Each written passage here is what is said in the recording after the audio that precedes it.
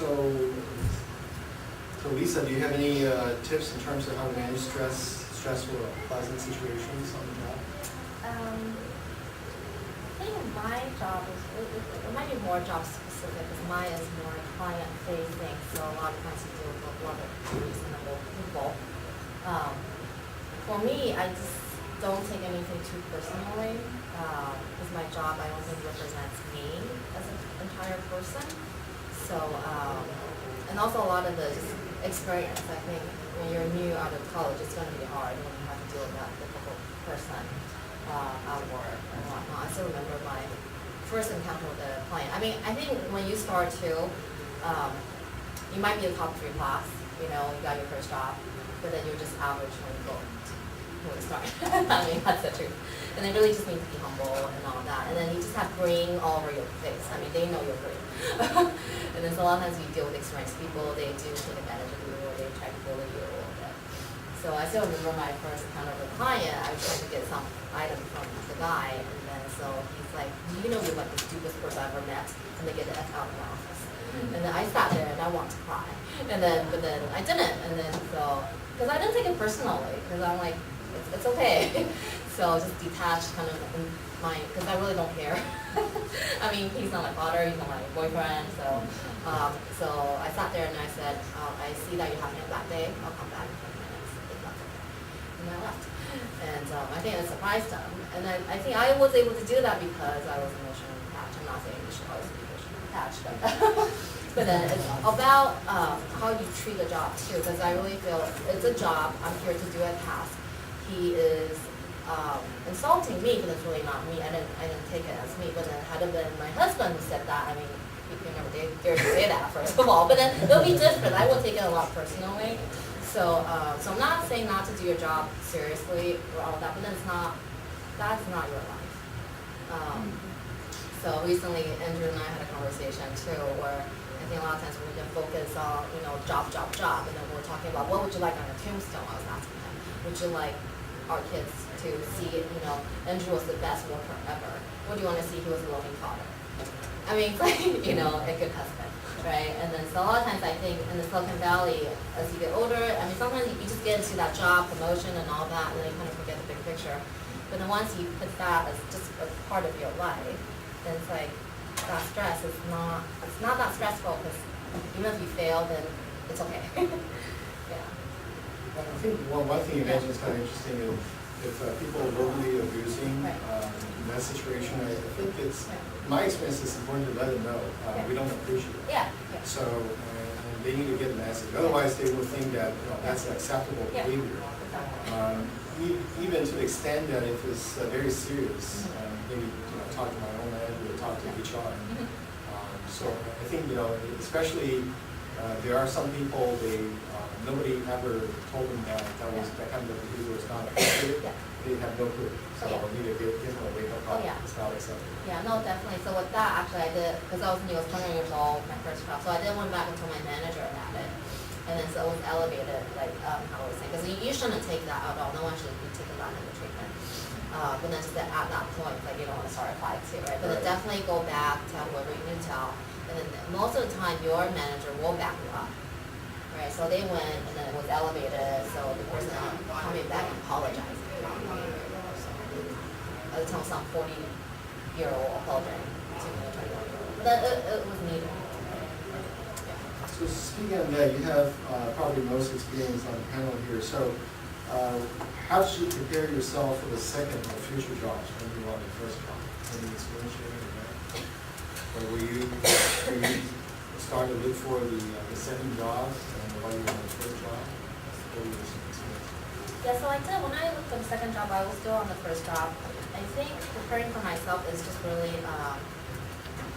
a lot of similar thing when you're finding your first job too, except I think at this time, I think I was more choosy.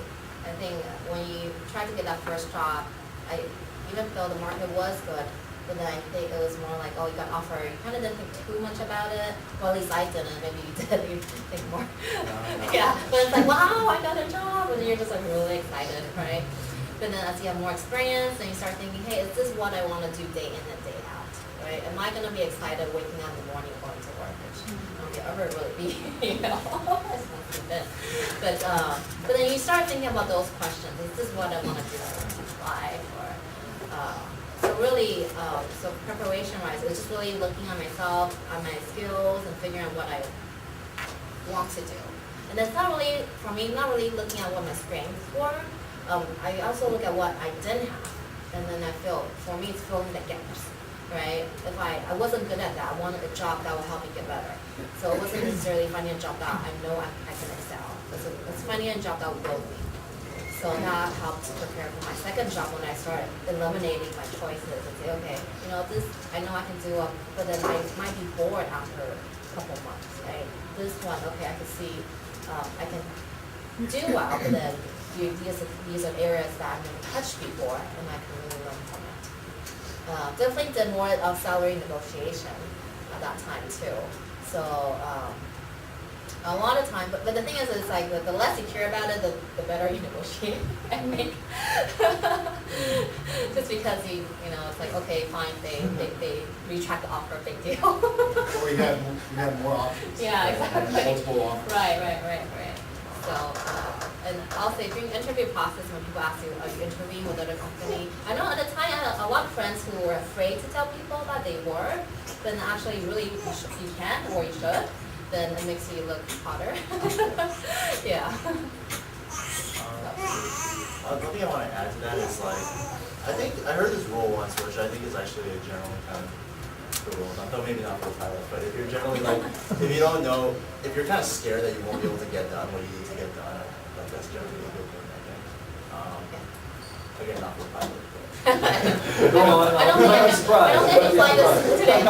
But that means you're like probably about to learn something, or that you're gonna have to try pretty hard to get something done, so you're gonna get something out of it. If it's something you've done a million times before, then that's like why I quit my internship that turned into a job / thing. Because after a while, I was just doing the same thing over and over. I was like, screw this. I want to add something here. I think about priorities. We have a saying in aviation, like, you know, when everything's going wrong, you know, you have smoke, or some guys have a heart attack in the back, or you know, weather issues, whatever it is. Remember the first axiom: fly the plane. Don't get distracted, fly the plane. And that comes to priorities. If you get overwhelmed and you don't know what's going on, just step back for a moment and what is your number one priority, and go back from there. Great, excellent. Now, Lisa mentioned earlier, one of the most useful things you learn at school is related to communication. Right? So my question is, maybe to Chris first.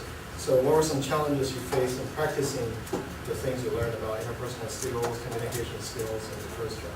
Were that the things you learned, were that really applicable, or did you find yourself need to adjust to learn these things? I found so far my first job has been pretty good in terms of people communicating. Actually, there's nothing in terms of unpleasantness. It's just about in terms of from an organizational perspective, there's some communication difficulties in terms of what people expect to be working. Like people are working on different pieces of stuff in the overall system, and you expect that another piece is going to work a certain way, and it's not. So in terms of that, there's just a lot of effort in making sure you identify what you need to know from other people, and then you actually have to put explicit effort into going and talking to those people and communicating your expectations and trying to figure out what other people expect from your piece of work.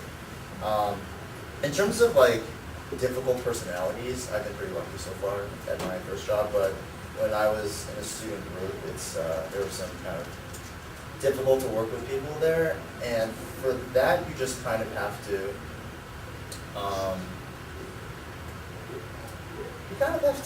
massage their feelings a little bit so that they feel good about like what they're doing, but like try to limit the damage they can do to the overall group spirit. It's kind of an interesting situation. Like I was working on this graphic novel this past year, and there was this one guy who was basically, I don't know how much detail I should get into. Basically, he was somewhat incompetent at what he had to do, and also he would criticize the work that other people did.